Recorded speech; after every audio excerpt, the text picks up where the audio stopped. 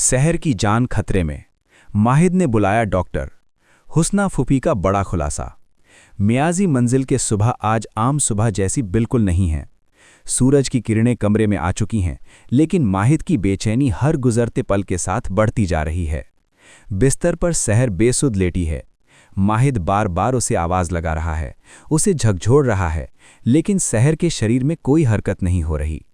कल रात तक जो सहर बिल्कुल ठीक थी, जो कार में माहिद के साथ मियाजी मंजिल वापस लौट रही थी, उसे अचानक ऐसा क्या हो गया कि वो इतनी गहरी नींद के आगोश में चली गई। माहिद का दिल घबराहट से जोरों से धड़क रहा है, क्योंकि घर में आज एक बहुत बड़ा और अहम त्योहार है। सहर जैसी जिम्मेदार लड़की का इस तरह त्योहार वाले दिन बेसुध पड़े रहना कोई मामूली बात नहीं है। माहिद को अब पूरी तरह एहसास हो रहा है कि कुछ तो बहुत गलत हुआ है। कल रात का सफ़र माहिद और सहर दोनों के लिए बहुत उथल-पुथल भरा था। कार में सहर का दिमाग तेज़ी से दौड़ रहा था। उसे इस बात का पूरा यकीन हो चुका था कि माहिद को तकलीफ पहुंचाने वाला बाहर का कोई अजनबी नहीं, बल्कि इसी मियाजी मंजिल का कोई अपना है।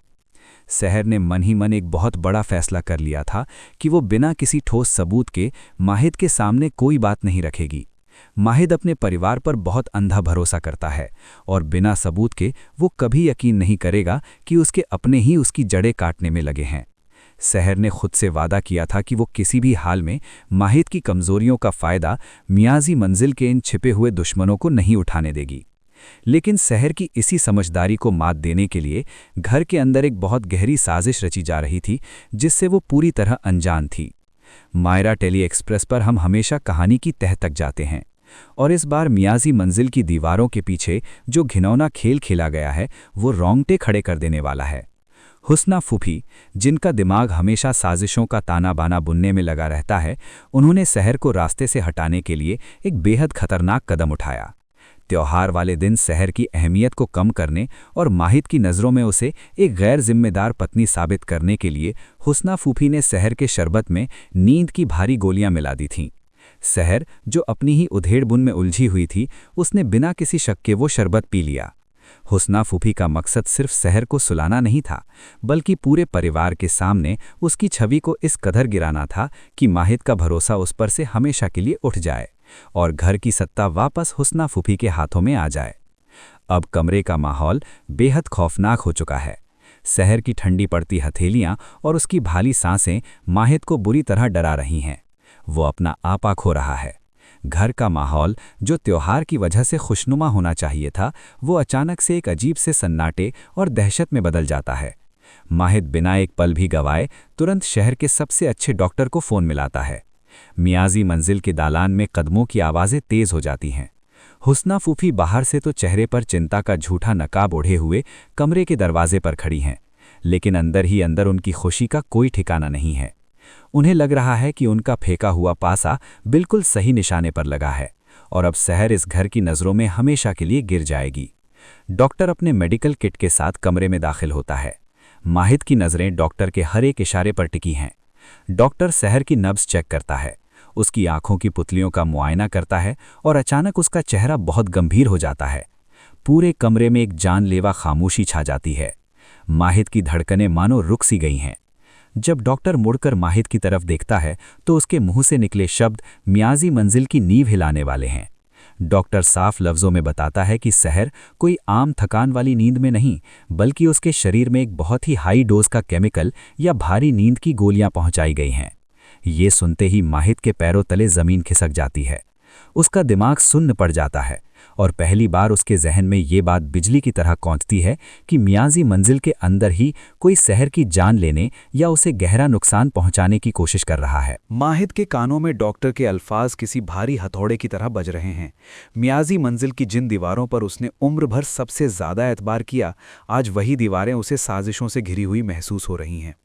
डॉक्टर का ये साफ तौर पर कहना कि सहर को किसी ने जानबूझकर भारी मात्रा में नींद की दवा दी है, माहिद के अंदर एक भयानक गुस्से का तूफान खड़ा कर देता है।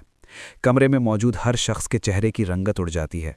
हुस्ना फूफी, जो अब तक सहर के न उठने पर मन ही मन जश्न मना रही थीं, अचानक उनके माथे पर पसीने की बूंदें चमकने लगती हैं। उनकी वो बनावटी चिंता अब एक असली खौफ में तब्दील होने लगी है। माहिद की आंखें अब किसी बेबस पति की नहीं, बल्कि एक ऐसे इंसान की हो चुकी हैं जो अपनी पत्नी पर हुए इस खामोश हमले का हिसाब लेने के लिए बेताब है।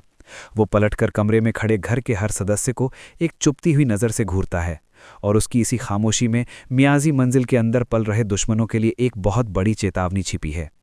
माहिद का दिमाग अब पिछली रात की एक एक घटना को आपस में जोड़ने की कोशिश कर रहा है।